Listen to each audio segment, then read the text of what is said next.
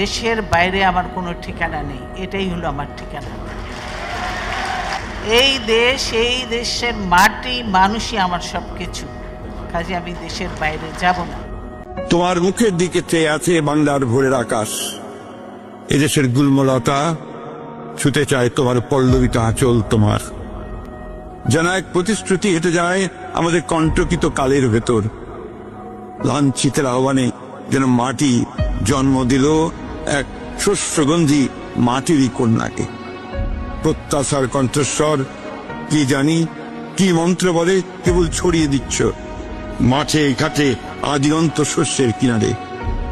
আমরাও সাক্ষ্য দেব, হ্যাঁ আমরা একদা দেখেছি মাতাকে এক অনিঃশেষ আধারে দাঁড়িয়ে আরো ডানার মতো মেরে দিয়ে ব্যগ্র দুই বাহু 11 কোটি মাঝে নেমেছিল বিদ্যুৎ বিভয়। কখনো ভুলো না যেন তোমার ঘুমটায় আছে মানুষের আশা।